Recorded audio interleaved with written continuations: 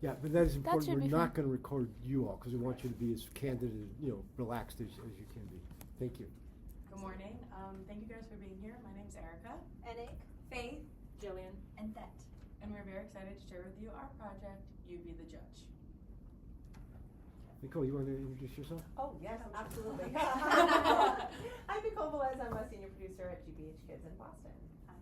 Megan Gardner, you all know me. Right. Good morning, Antonio Freitas, Sesame. I lead the adult learning piece, so courses, webinars, conversations, things like that. Good morning, I'm Scott Cameron from Sesame Workshop. I oversee our content and our IP strategy. Nice to meet you all. Nice to meet you. I'm going to begin by telling you a story from NPR about Joanna Schroeder. Ms. Schroeder is an American mother of teenage boys whose experience highlights the risks adolescents face in today's online information environment. After one son asked Ms. Schroeder a question about the transgender community based on a meme he had encountered online, Ms. Schroeder decided to examine the online content her children were consuming.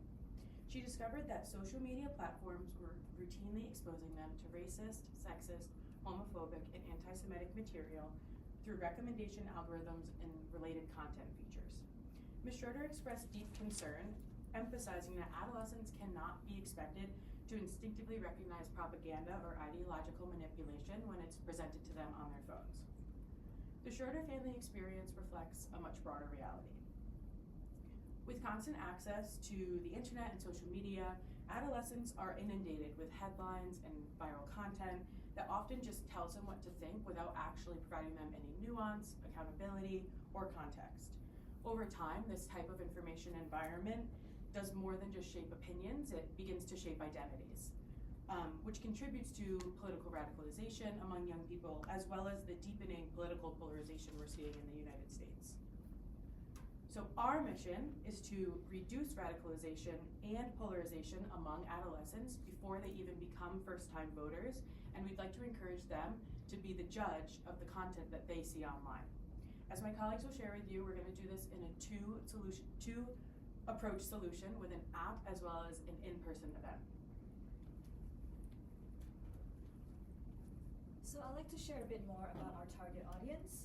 So our target audience is American teenagers aged 14 to 18 who are about to become first-time voters. So adolescence is an especially critical period of time where many teens are focused on identity formation and they have a heightened sense of desire for belonging and community. So this makes them more likely to be politically aligned in a stronger manner. We also have found that many teens rely heavily on social media as a primary source of information for politics. So this could make them more exposed to the sensational and polarized information that they find on the internet. Overall, we want to be focusing on teenagers in urban settings, specifically those in lower to middle socioeconomic status backgrounds across all genders, races, and ethnicities. These are contexts where there are increased usage of digital devices, greater pressure of economic conditions, and also overlapping and intersecting social identities, which could make them more prone to political radicalization and polarization. We'll go a bit more in depth about our specific objectives a bit later in this presentation, but for now, here's a brief overview. Objective 1 is really focused on critical evaluation of media and also building critical thinking skills. Objective 2 really covers historical awareness and connecting the past with events that are occurring in the present, while Objective 3 is all about open-mindedness and engaging diverse viewpoints in dialogue. Now let's look at how we'll take these objectives and bring them to life through practice in our initiatives. So after choosing a civics issue that really is important for teens to understand, our content team then goes gathering for neutral facts from which to create two key pieces of media. The first one being a short form video script that really hooks in the teens' interest. And then the second piece is going to be a full length, fully detailed article from which the students and learners can dive deeper into topics. As a neutral source of information, we really take that description very seriously, and we've adopted strict policies from several trusted media organizations. You Be the Judge is an evidence-first organization, which means that, we use data sets, peer-reviewed studies, and publicly available research from which to write our content. Every source is disclosed publicly, along with all of the conflicts of interest, so that our teens really get in the habit of reading something and then going and checking those sources for themselves in order to essentially decide what to think so they can use that information in civic situations like voting.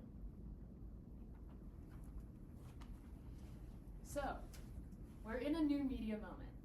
Teens have limited attention spans and we want to meet them where they are. So that means fun, stimulating content, no heavy text feeds.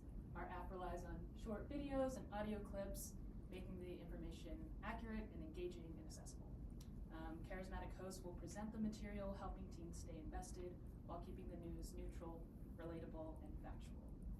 At the same time, we want to avoid content that feels preachy or cringy, so we'll incorporate absurdist, self-deprecating animated characters. Like misinformation. To do this, these characters will appear intermittently to flag bias, question sources, and explain logical fallacies. For example, misinformation embodies common myths and rumors. Judge Joe and critical thinking Carl model how to verify claims and evaluate evidence. And open-minded Ollie encourages curiosity, empathy, and less emotionally volatile political discourse. So now I'll be walking us through a mock-up of our app, which we created on Figma Make. So our app, You Be the Judge, presents users with a daily newsfeed of short-form videos, and when users click into the video, they're able to read more information in a full-length article. So the absurdist characters that Julian just mentioned will be in the form of interactive bubbles. So we have open-minded Ollie over here, providing different perspectives for users to consider when they're reading the article. Afterwards, users will take part in a mini-game which checks their comprehension of the article. So they have to get all of the questions correct before they're actually allowed to leave a comment in the discussion post. And before they leave a comment, there will also be a meme that pops up to just remind users to be kind and respectful before they actually express their opinions on our app. And now I'm going to introduce how we can bring this app to a live, face-to-face, in-person You Be the Judge library pop-up event.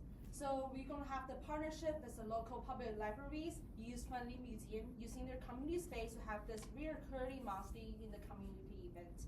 And we have two purposes of the pop-up.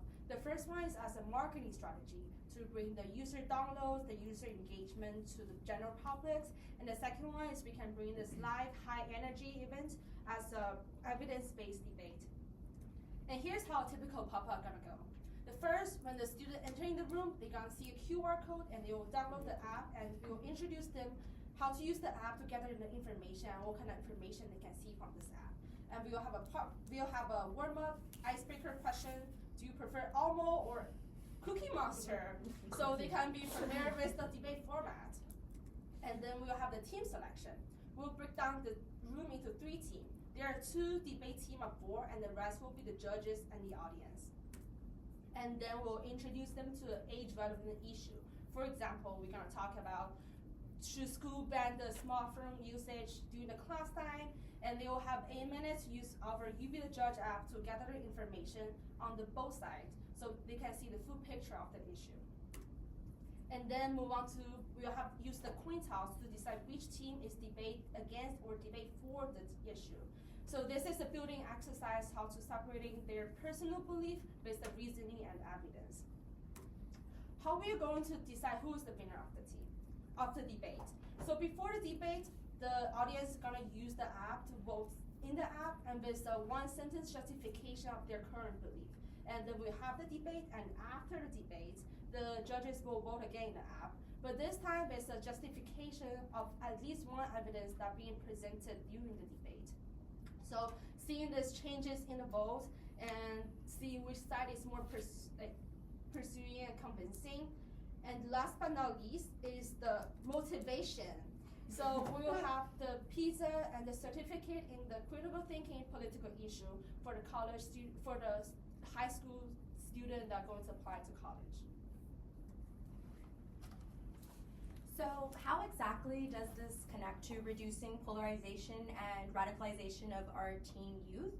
Well, again, we're going to target those 3 objectives. The first one being about information literacy and really being critical consumers of what they are seeing online. The second is really looking at historical thinking and making connections between the past and the present to understand that what is happening now is not necessarily always unique, and that sense of urgency that a lot of these bad actors use to trap students online are no longer effective. And objective 3 is encouraging open dialogue and engaging across diverse viewpoints. The idea here is really that when teens can reliably spot propaganda, misinformation, and fear-mongering, then those tactics really begin to lose their efficacy. Essentially, we are building and rewarding good habits like checking sources, understanding multiple perspectives, and encouraging the emphasis of evidence and truth in what some people are calling a post-truth society. All of this, again, is to serve our mission of reducing radicalization and polarization in young people and teens. And there's a couple different ways in which this initiative will be able to measure impact, including looking at our app engagement data, looking at our pop-up debate survey data, and lastly but not least, we hope to partner with a research firm to run a quasi-experimental study. All right. So our goal is to prompt teens to reflect on how they interpret information and construct arguments. Teens will practice interpreting data, distinguishing causation from correlation, for example, and defending positions using evidence rather than intuition. They'll learn to argue any side with facts, justifying claims through charts, infographics, and credible sources, because ultimately we want teens to move away from I'm right because I feel this way toward a more disciplined mindset of here's the evidence and how I interpret it. And this means approaching headlines and online claims with skepticism, humility, and a critical eye. If we want a future in which teens are able to reduce radicalization and polarization, we have to reach them to give them the tools in which to do that, in which to critically evaluate and be the judge of the content that they see online. Together with partners like libraries and schools, we hope to bring You Be the Judge to communities nationwide and help change the trajectory of our democracy by encouraging one young informed voter at a time. Thank you.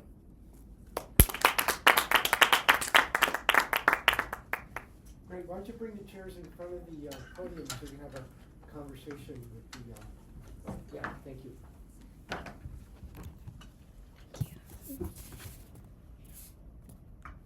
So we're ending the recording, yeah.